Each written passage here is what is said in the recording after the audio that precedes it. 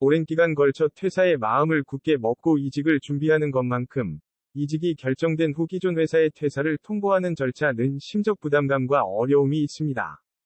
보통 2주에서 30일 전에 미리 퇴사 통보를 하고 인수인계와 더불어 원만한 퇴사를 하게 됩니다.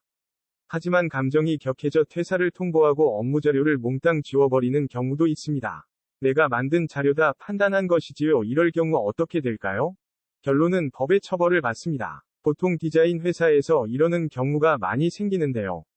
저작권법 제2조 제31호에 의하면 업무상 저작물일 경우에 업무상 작성하는 저작물은 저작권법 제9조에 따라 계약 또는 근무규칙에서 다른 정함이 없는 경우에는 그 법인 등이 저작권자가 됩니다. 회사 소속 디자이너 등이 회사로부터 고용되어 저작물을 창작한 경우 별도의 약정을 한 경우가 아니라면 원칙적으로 그 고용주인 회사가 저작권을 가집니다. 회사에서 관련 보수와 환경, 시설, 장비 등을 제공하고 근로계약을 통해 합의된 사항이기 때문에 업무작 저작물은 회사에게 저작권을 인정하는 것이기 때문입니다. 그래서 퇴사 이전 작업한 작업물 등을 포맷하면 안 되는 것입니다. 이는 디자인이 아니라 다른 부분도 적용되는 건 마찬가지입니다.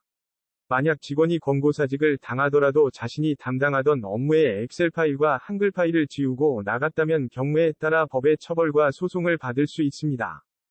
더군다나 이 파일들은 회사에서 상당히 중요한 자료인 경우 직원에게 법적으로 어떠한 적용을 받을까요? 아니면 회사에 손해를 끼쳤기 때문에 민사적으로 소송을 하여야만 할까요? 내 회사는 그 직원을 상대로 손해배상을 청구할 수 있습니다.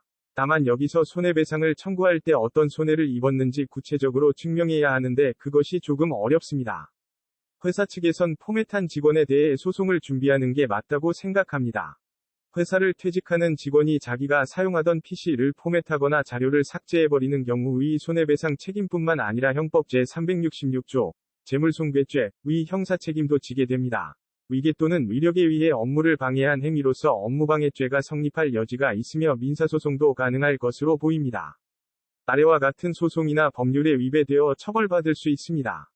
고의 또는 과실로 인한 위법행위로 타인에게 손해를 가한 자는 그 손해를 배상할 책임이 있다.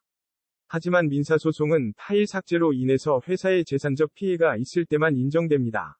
컴퓨터 등 정보처리장치 또는 전자기록 등 특수매체 기록을 숭배하거나 정보처리장치에 허위의 정보 또는 부정한 명령을 입력하거나 기타 방법으로 정보처리에 장애를 발생하게 하여 사람의 업무를 방해한 자도 제1항이 형과 같습니다. 업무방해죄의 경우에는 업무상 얼마나 중요한 파일인지, 고의적으로 삭제했는지, 사전에 회사로부터 주의하라는 경고를 받았는지도 함께 검토합니다. 프리랜서는 외주 전문가로서 디자인을 만들었다면 그 외부 디자이너 혹은 외주업체가 저작자가 될 것입니다.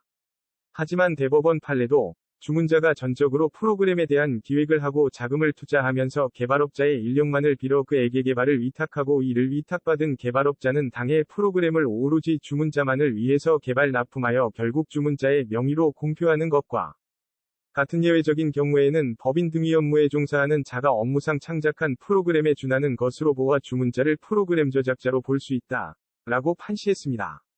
오늘 소식은 여기까지입니다. 구독과 좋아요는 영상 제작에 큰 힘이 됩니다. 끝까지 시청해주셔서 감사합니다.